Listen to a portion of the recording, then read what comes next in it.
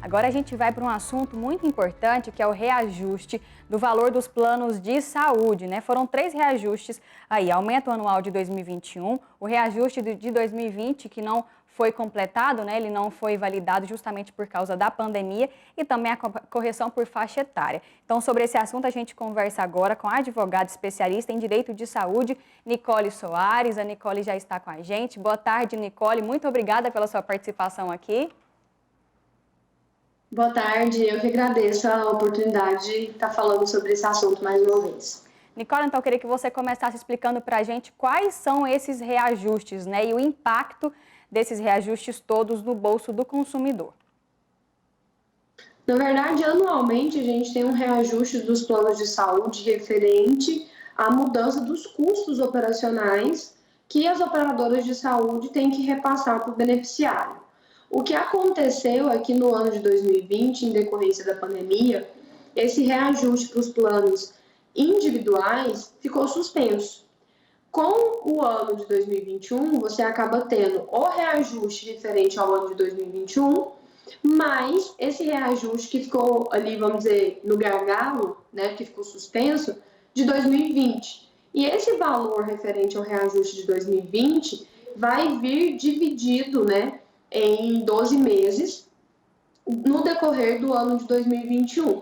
Só que ele pode acabar coincidindo com o reajuste do ano de 2021, mais o reajuste de faixa etária para alguns beneficiários. E esse impacto seria de o quê? Uns 30% a mais do valor que normalmente o consumidor está pagando hoje? Não, na verdade, o reajuste referente ao ano de 2020 ele ficou em 8,14%.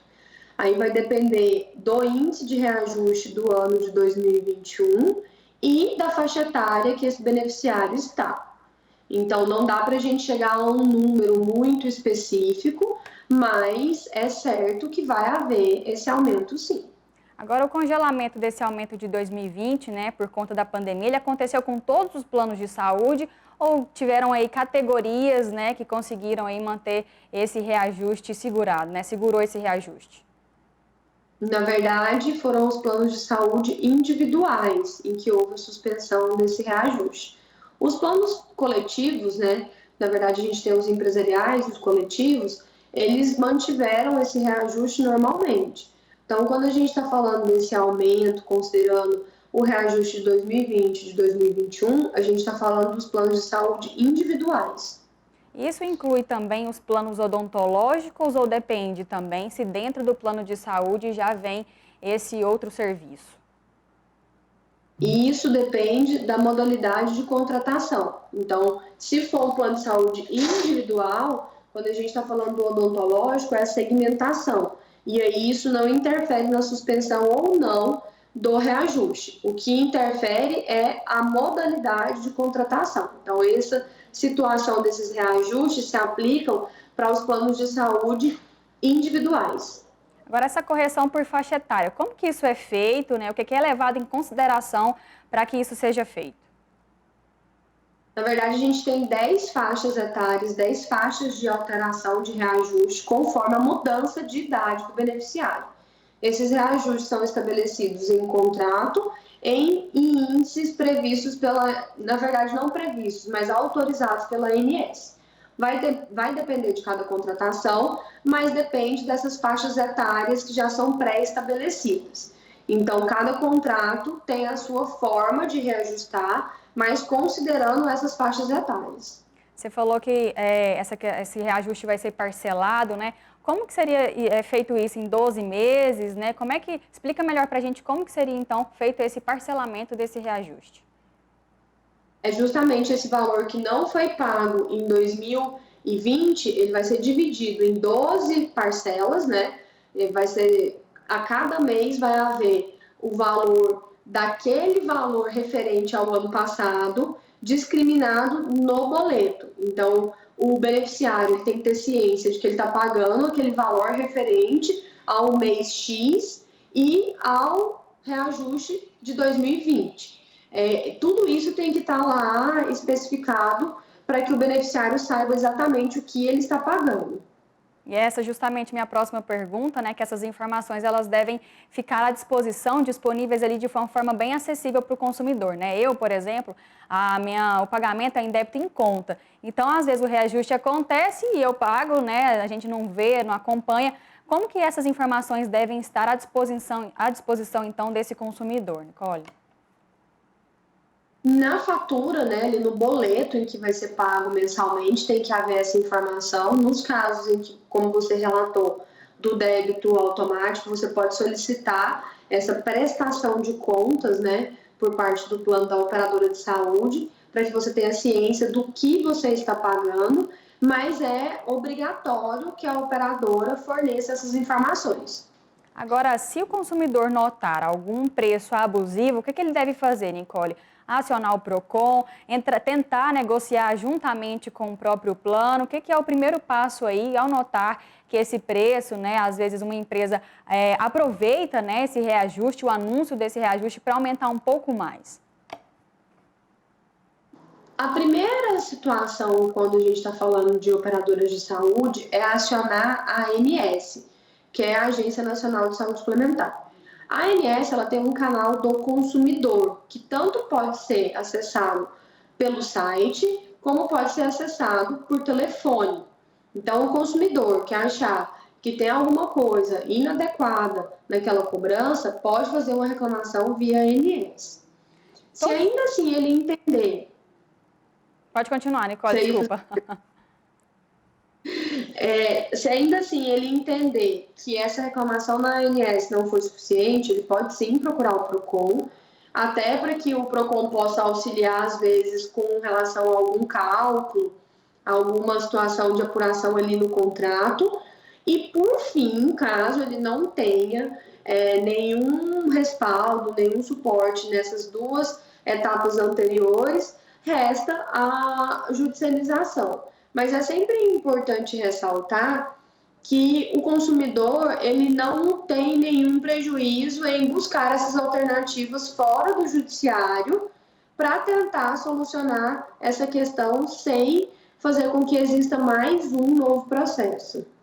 E, Nicole, eu peguei aqui uma pesquisa do Instituto Brasileiro de Defesa do Consumidor, o IDEC, mostrando que 80% dos consumidores relataram ter tido algum problema nos planos de saúde em 2020, né? Entre eles, a maioria, 56%, falou sobre os reajustes também, né? Justamente esse reajuste que não foi congelado por conta dos planos, como você explicou, individuais e coletivos, ou também por faixa etária. E 46% declarou que teve dificuldade com relação aos serviços diretamente ligados à pandemia, né? Não conseguia fazer os exames demoravam, né? Existia uma série de protocolos para conseguir fazer o exame. Isso vem justamente, a pandemia não acabou, né, Nicole? As pessoas ainda precisam fazer os testes, precisam buscar esses serviços de saúde nos planos de saúde e é um contraponto, na verdade, né? Porque de um lado é um reajuste, do outro lado é o plano de saúde que não oferece, que não dá todas as garantias para esse consumidor, né? Qual que é a avaliação que você faz diante desse cenário, uma vez que a gente ainda vive na pandemia, a gente ainda está numa recessão econômica, né? As pessoas ainda não estão em condições favoráveis de pagar mais reajustes, né, Nicole? Na verdade, essa questão da relação de beneficiários e plano de saúde não é uma novidade que o consumidor se sinta muitas vezes desprotegido, virou quase que um jargão, né? De a gente paga o plano de saúde, quando mais precisa, não tem o suporte. Mas muitas vezes isso acontece por N fatores. Um deles é justamente o desconhecimento sobre o que o plano de saúde oferta. Você tem modalidades diferentes de contratação, você tem modalidades diferentes de cobertura, e às vezes o consumidor, de boa fé, faz uma determinada contratação que ele acha que oferece tudo que ele vai precisar, e quando na verdade ele não tem tudo aquilo dentro do contrato. Por um outro lado, também há sim uma conduta das operadoras de saúde, muitas das vezes, de tentar encontrar uma forma de não ter que prestar todo o serviço que o beneficiário precisa, por entender que ou não está dentro do contrato, ou que a ANS não determinou que aquele serviço deve ser prestado. E no meio disso, quem acaba sofrendo de fato é o beneficiário. Então, realmente, na hora de contratar um plano de saúde, é preciso ter muita atenção no que você está contratando para entender exatamente o que aquele plano de saúde te oferece. Porque senão a gente sempre vai ter essa situação da expectativa do beneficiário frustrada, né? No momento em que ele mais precisa, ele acaba não tendo um suporte por parte do plano de saúde. É necessária aí uma relação de transparência, né, Nicole? E aí, já pegando o gancho dessa questão de transparência, existe também uma cobrança aí pela prestação de contas, né? Você citou isso, dos planos de saúde. Eles precisam prestar contas do que eles estão oferecendo ali para os seus usuários? Sim, a gente já tem um que a gente chama de rol mínimo da ANS, em que a própria Agência Nacional de Saúde Suplementar determina o que cada contrato, cada modalidade de contrato de plano de saúde deve ofertar de maneira mínima, né, o mínimo necessário para que o plano de saúde possa vender planos de saúde, a operadora de saúde possa vender os seus planos de saúde, mas existem outras contratações que acabam oferecendo serviços, até outros itens que não estão dentro desse rol mínimo. E é aí, nesse ponto, em que o beneficiário precisa estar bastante atento para entender exatamente o que ele está contratando. E aí, Nicole, como conferir então o valor reajustado aí de cada plano? Isso aí o consumidor ele tem que tentar entrar em contato com os planos de saúde para tentar saber o quanto isso vai custar para o bolso dele. Existe alguma outra forma também, acessando o site dessas plataformas, das plataformas dos planos de saúde? Qual que é o melhor caminho para cada consumidor saber o que vai ter que gastar a mais, o dinheiro que vai ter que gastar a mais com esses reajustes? No caso desses reajustes dos planos individuais referente a 2020, a gente já tem esse índice pré-determinado, que é o índice de 8,14%. Nos casos dos demais reajustes, isso é publicado pela ANS e a operadora de saúde também tem que informar o beneficiário. Então, ele pode consultar isso no site da ANS e no site da própria operadora.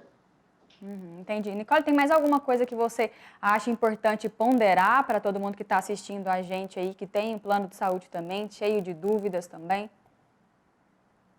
O que eu acho que é sempre muito, muito importante falar quando a gente está tratando de plano de saúde é que muitas vezes, de fato, o beneficiário não consegue arcar com aquele custo e aí ele precisa procurar uma outra alternativa que seja viável. E para que ele não tenha que passar por um novo período de carência e que ele possa fazer a portabilidade desse plano, ele não pode deixar que o seu contrato originário seja cancelado. Então, se você acha que não vai dar para ficar naquele plano de saúde que você está contratando, se você quer reduzir o custo, faça uma pesquisa no mercado, mas não deixe que o seu plano seja cancelado para que você não corra o risco de ficar mais um período em carência. Porque aí, se você deixar o plano cancelar, você não consegue fazer a portabilidade. Então, acho que é sempre muito importante falar sobre isso. Então, eu preciso ter o meu plano atual, procurar outro, depois que eu fechar, então, com esse outro aí, que eu cancelo o antigo, justamente para eu não precisar passar por esse período de carência, né, que é diferente aí para diversos tratamentos. Então, isso é importante, né, que eu não me desligue do antigo, já feche um contrato com o novo para justamente não perder esse benefício aí da carência, já que eu já usei antes com o primeiro plano. Exatamente. É muito importante para que o beneficiário não fique em um novo período de carência e acabe sendo prejudicado por conta disso. Nicole, muito obrigada pelas suas informações, pela sua participação aqui, viu? Uma boa tarde. Eu que agradeço. Boa tarde para vocês.